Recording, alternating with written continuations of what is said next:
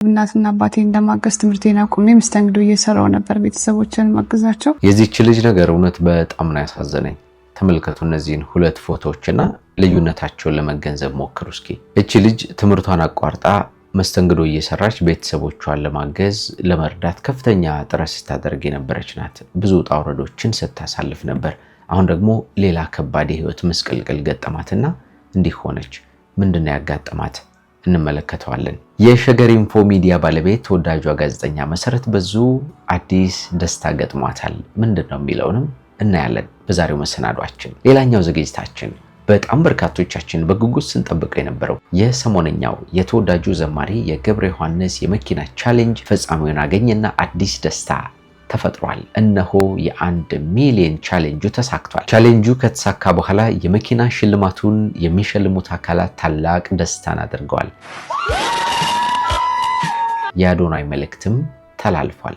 ምንድነው የሚለውን ከደስታው ተነስተን የምናጋራችሁ መረጃ አለን። ግን ከዚህ የመኪና ስጦታ ጀርባ ያለችው ሴት ማናት የሚለውን ደግሞ እናነሳለን። ሰላም እንዴት ናችሁ? ዛሬ አም ሶ ሃፒ የዚህችን ድንቅ ሴት ታሪክ እንነግራችኋለን። እንደምናችሁ የምንወዳችሁ የምናከብራችሁ የጎራ ስቱዲዮ ቤተሰቦች በተለያየ የዓለም ክፍል ሆናችሁ እኛን ተቀዳሚ ምርጫ አድርጋችሁ ስለምትከታተሉን እናመሰግናለን። ጎራ ስቱዲዮ ወቅታዊ፣ ማህበራዊ፣ አዝናኝና አስተማሪ ሆኑ ልዩ ልዩ ታሪኮችን እንዲህ እየዳሰሰ ነው ወደ እናንተ ውድ ተመልካቾች የሚያቀርብላችሁ። ዛሬም ሰሞነኛ አነጋጋሪ ክስተቶችን በቅደም ተከተል ወደ እናንተ ለማድረስ ተገናኝተናል። ጌታቸው በላይ የመሰናዶ አዘጋጅና አቅራቢ ሆኜ እስከ መጨረሻው አብሬያችሁ ቆይታ አደርጋለሁ። ወደ ዝግጅቱ እንሻገር።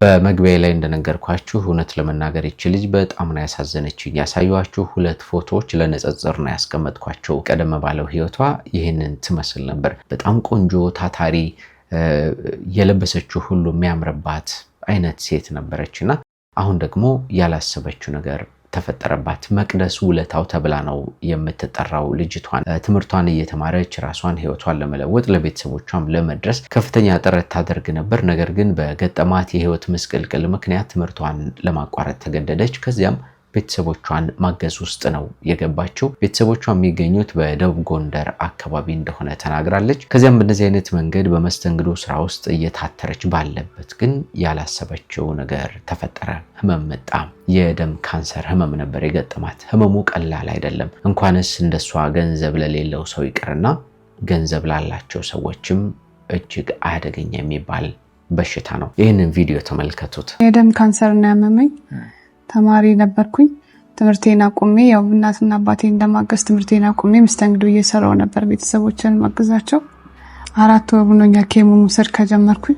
ወደ እንደ ሀገር ሄጄ መቅኔ ቅየራ መደረግ እንዳለበት ተነግሮኛልና ያን ደግሞ በቤተሰቦች አቅም ውስጥ መሆን አይችልም። በጥቁር አንበሳ ሆስፒታል ውስጥ ነው እየተከታተለችው የምትገኘው ህክምናዋን።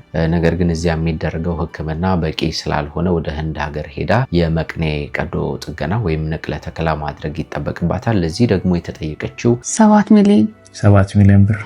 ይህ ገንዘብ ቀላል አይደለም። ነገር ግን ሁላችንም ከተባበርን ማሳካት የምንችለው ነው። በማስተራብነትና በሌሎች የማህበራዊ ሚዲያ ተጠቃሚዎች ዘንድ የሷ ታሪክ ከመጣ በኋላ በጣም ብዙ ሰዎች እየተረባረቡ ነው የሚገኘው። ስለዚህ ሁላችሁም ይህንን እገዛ እንድታደርጉ እንጠይቃችኋለን። አካውንቷን ደግሞ ስሙት። 1070 58 59 403 ለማስም ነው ያለው። በእኔ ስም መቅደስ ውለታው። ፈጣሪ በምህረት አይኖቹ ይመልከትሽ እንላለን። ወደ ተከታዩ መረጃችን እንሻገር። ተወዳጇ ጋዜጠኛ መሰረት በዙ አዲስ ደስታ ገጥሟታል። እንደምታውቁት ጋዜጠኛዋ በጣም በርካታ ፕሮግራሞችን በሸገር ኢንፎ ሚዲያ በኩል ለተመልካቾች በማጋራት ነው የምናውቃት። የማህበራዊ ህይወት ታሪኮችን በመዳሰስ ግሩም የሆነ ታሪክ ያላቸውን ሰዎች በሚዲያ በኩል በማቅረብ በጣም አስተማሪ የሚባሉ ነገሮችን ነው እያደረሰችን የኖረችው መሲ። አሁን ታዲያ ምን ገጠማት መሰላችሁ? ቻናሏ ወይም የሸገር ኢንፎ ሚዲያ ወደ 600,000 ተከታዮችን ወይም ሰብስክራይበሮችን ማግኘት ችሏል። ይህንንም ተከትሎ መሲ መልእክት አስተላልፋለች። ዛሬ 600,000 ተከታዮች ላይ ደርሰናል። ይህ ቁጥር ብቻ ሳይሆን የእናንተ ፍቅርና እምነት መገለጫ ነው ትላለች መሲ። ሸገር ኢንፎ ሰብስክራይብ በማድረግ አስተያየት በመስጠትና ቪዲዮዎችን ለሌሎች በማጋራት ለምታሳዩን ድጋፍ ሁሉ ምስጋናዬ የላቀ ነው በማለት ለተመልካቾቿም አድርሳለች። ወደ 1 ሚሊዮን ለምናደርገው ጉዞ ትልቅ አቅም ሆኖኛል። አብራችሁኝ ስላላችሁ አመሰግናችኋለሁ በማለት ነው መሲ ሐሳቧን ያኖረችው። ከሰሞኑ እንኳን ያቀረበችውን ታሪክ መመልከት እንችላለን። አንዲት ወጣት በፍቅረኛው አማካኝነት በደረሰባት በደል ስታሳልፍ የነበረውን የህይወት መስቀልቅልና አሁን ደግሞ የደረሰችበትን ደረጃ እኛ እንድንማርበት በማሰብ አጋርታን ነበር። በጣም ደስ የሚል ፕሮግራሞችን ትሰራለች መሲ። ለማንኛውም እኛም እንኳን ደስ ያለሽ ለማለት እንፈልጋለን።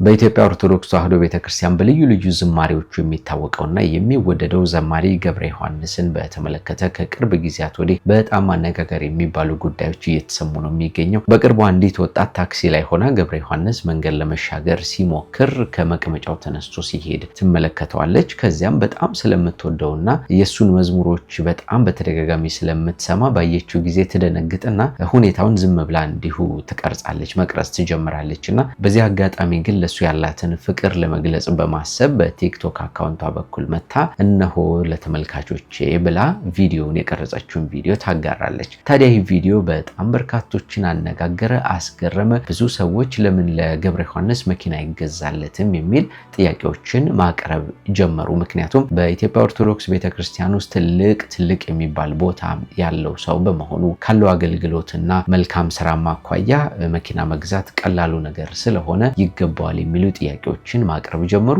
ወዲያው ደግሞ ለአርቲስት ሱራፌል ተካና ሰለሞን ተካ የመኪና ሽልማቶች ወይም ስጦታዎች እንዲሰጡ ማድረግ የቻለው በጣም ለበርካታ ሰዎች በበጎ ስራዎች እየደረሰ የሚገኘው ወጣቱ ቲክቶከር አዶናይ ይህንን ቪዲዮ ተመለከተና በእርግጥም እናደርገዋለን ለገብረ ዮሐንስ መኪና ይገባዋል ብሎ ወደ ቲክቶክ በኩል በራሱ ሚዲያ በኩል አመጣው። ነገርየው የመኪና ብቻ አይሆንም፣ ከዚያም በላይ የቤት ስጦታም ጭምር ይገባዋል የሚል ሐሳቡንም አነሳ። ከዚያም ቀለል ያለ ግን የሚያምር መንፈሳዊ ፕሮግራም አዘጋጀና ገብረ ዮሐንስን አገኘው። ተገናኝተው ደግሞ አንድ ብስራት አበሰረ። የመኪና ቻሌንጁ ተጀምሯል ብሎ ለሁላችንም ነገረን። ስማይል ዴንታሊቲ ክሊኒክ ደግሞ በ48 ሰዓታት ውስጥ 1 ሚሊዮን ተከታዮችን በቲክቶክ በኩል ከሰጣችሁኝ እኔ ለገብረ ዮሐንስ ደግሞ መኪናውን እገዛለታለሁ የሚል ሐሳብ ቀረበ። ከዚያ ያላችኋለሁ በጣም በርካታ ሰዎች የስማይል ዴንታሊቲ ክሊኒክ የቲክቶክ አካውንትን በሰዓታት ውስጥ ነበር ፎሎ እያደረጉ የነበረው። ልክ 24 ሰዓት ሲሞላ 1 ሚሊዮን ተከታዮች ሞላ። ብስራቱ ተበሰረ። ይሄው ከስማይል ዴንታሊቲ ክሊኒክ የነበረው ደስታ እንዲህ ነበር። በጣም የገረመኝ ነገር ግን ባለፈውም ነግሬያችኋለሁ፣ አሁንም ልድገመው። በገብረ ዮሐንስ የመኪና ቻሌንጅ ውስጥ በኦርቶዶክስ አማኞች ብቻ አይደሉም እየተሳተፉ የሚገኙት፣ የሙስሊም ወይም የእስልምና እምነት ተከታዮችም ስለ ገብረ ዮሐንስ ሲናገሩ ነበረ። ሌሎችም በፕሮቴስታንቱ ዓለም ውስጥ የሚገኙ ሰዎችም ለገብረ ዮሐንስ ይህ ይገባዋል ከጎናችሁ ነን ብለው ቻሌንጁን ተቀላቅለው ሲያደርጉ ነበርና ትብብሩ አንድነቱ በጣም ደስ የሚያሰኝ ነው። ለማንኛውም በስማይል ዴንታሊቲ ክሊኒክ ውስጥ የተለያዩ ሰዎችን ጥርስ በማከም የምትታወቀው ዶክተር ሰላማዊት ሞገስ ደግሞ ለዚህ ሁሉ መሳካት ከዚህ የመኪና ስጦታ ጀርባ ትልቅ የጀርባ አጥንት ሆና እየሰራች እንደሆነ ይታወቃል። ታዲያ ዶክተሯ ማናት የሚለውን በተወሰነ መንገድ እንንገራቸው። ሰላማዊት ትባላለች ይላል ማለዳ መረጃ ባካፈለን ሐሳቡ ላይ። በጣም ጎበዝ ሴት ናት። ሰላሚና ሞገስ የስማይል ጥርስ ህክምና ማዕከል ባለቤትም ነች ይላታል። አዲስ የከፈተችው የጥርስ ህክምና ማዕከሏ ዘመናዊነቱ እጅግ የሚያስገርም ነው። በስሯም ከ100 በላይ ሰራተኞችን ቀጥራ እያሰራች ትገኛለች ይላል የማለዳ መረጃ። ይቀጥልናም ከሁሉም የሚያስገርመው ግን ይህን ሁሉ ማሳካት የቻለችው በ5 ዓመታት ብቻ መሆኑ ነው። ሰላማዊት ሶሻል ሚዲያን በተለይም ቲክቶክን በደንብ አድርጋም ራሳቸውንም ሆነ ሙያቸውን ለማስተዋወቅ ከሚጠቀሙ ሙያተኞች መካከል ናት። በነፃ ብዙ ታዋቂ ተዋናዮችን፣ ዘፋኞችን፣ የሶሻል ሚዲያ ተጽዕኖ ፈጣሪዎችን ጥርሳቸውን እየሰራች ቪዲዮ በመልቀቅ ራሷንም ሆነ ድርጅቷን በሚገባም አስተዋውቃለች በማለትም ይገልጻታል። ዶክተር ሰላማዊት በዚህ በቲክቶክ በኩል በርካታ ተከታዮች አሏት። አሁን ደግሞ በቲክቶከሩ አዶናይ አማካኝነት በተጠራው ጥሪ ምክንያት ዘማሪ ገብረ ዮሐንስን የመኪና ቻሌንጅ በመቀላቀሏ አሁን በ48 ሰዓታት ውስጥ 1 ሚሊዮን ተከታዮችን ማፍራት ችላለች። የማለዳ መረጃ እንደሚጠቁመው ከሆነ ከሁሉም በላይ ግን በበጎ አድራጎት ስራዎች ላይ የምትሳተፍበት መንገድ በጣም የሚያስደስት ነው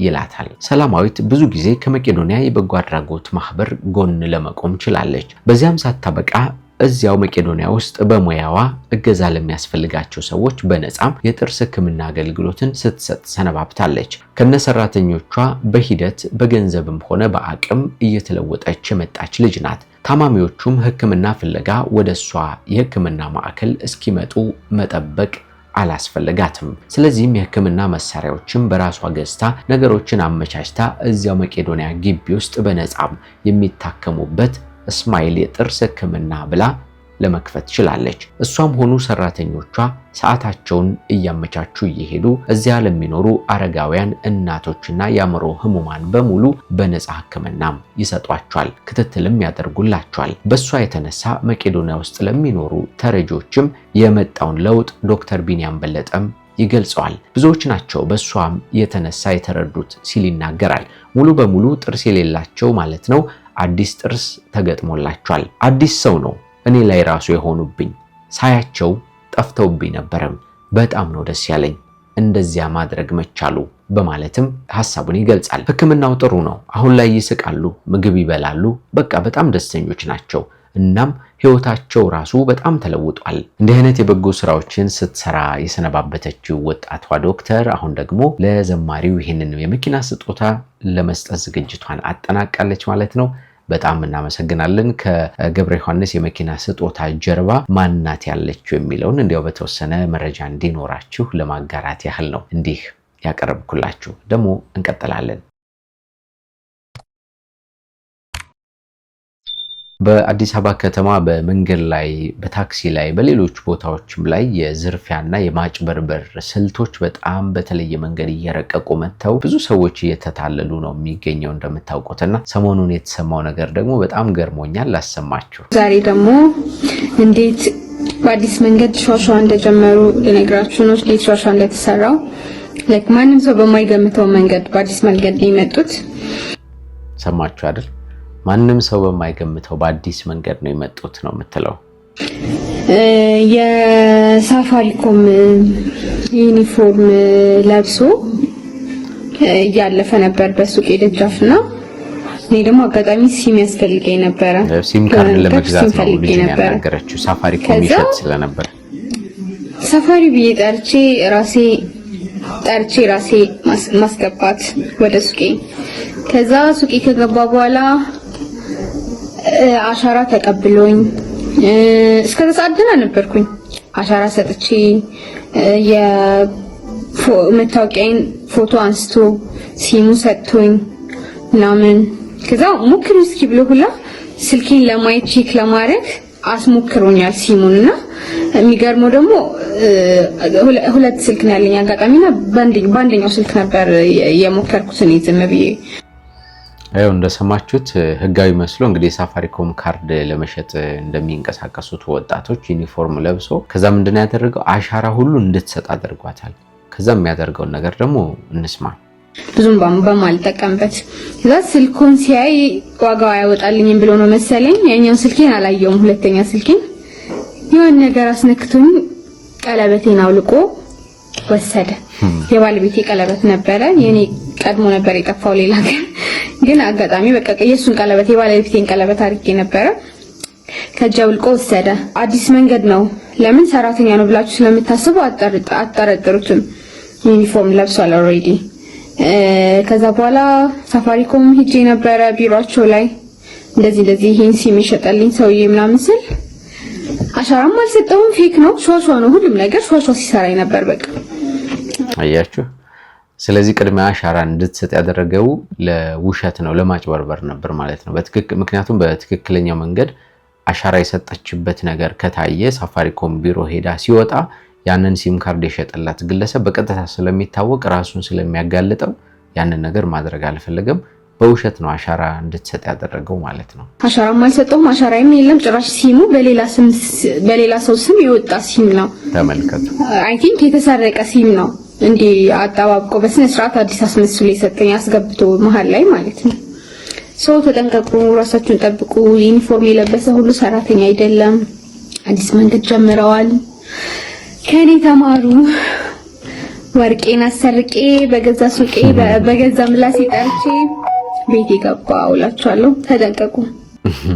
በጣም ይገርማል። እንግዲህ እንዲህ አይነት ማጭበርበሮች፣ እንዲህ አይነት ማታለሎች በጣም በስፋት ነው እየተከናወኑ የሚገኘው በአዲስ አበባና ጥንቃቄ ይፈልጋል። ስለዚህ እኛም የልጅቷን ሐሳብ ወደዚህ ያመጣንበት ምክንያት ሁላችንም በያለንበት ጥንቃቄ አድርገን ጉዟችንን እንድናደርግ ነው። የሌብነት መንገዱ በጣም ረቀቀ ነው፣ የተለያየ ነውና ስለዚህ ጥንቃቄ አድርጉ ለማለት ነው። እንወዳችኋለን። በተለያየ ዓለም ክፍል ሆናችሁ እንግዲህ እኛን ተቀዳሚ ምርጫ አድርጋችሁ ስለምትከታተሉ እናመሰግናለን። እንደምታውቁት ጎራ ስቱዲዮ ወቅታዊ፣ ማህበራዊ፣ አዝናኝና አስተማሪ የሆኑ ልዩ ልዩ ታሪኮችን ነው እየዳሰሰ ወደ እናንተ የሚያቀርበው። ዛሬም አነጋጋሪ የሆኑ ሰሞንኛ ክስተቶችን አንስተን ወደ እናንተ አቅርበናል። ከመሰናዶቻችንም ቁም ነገሮችን እንዳገኛችሁ ባለሙሉ ተስፋ ነን። ደግሞ በሚቀጥሉ በሌሎች መሰናዶች እንገናኛለን። ጌታቸው ላይ መሰናዶቹን ወደ እናንተ አቅርቤያችኋለሁ አዘጋጅቼ ማለት ነው። ቻናሉን ሰብስክራይብ ሳታደርጉ የምትከታተሉ ካላችሁ ሰብስክራይብ አድርጉን። ሐሳብ አስተያየታችሁንም ኮሜንት ላይ ጻፉልን። እስከዚያ ደግሞ እስክንገናኝ ቸር ቆዩልን።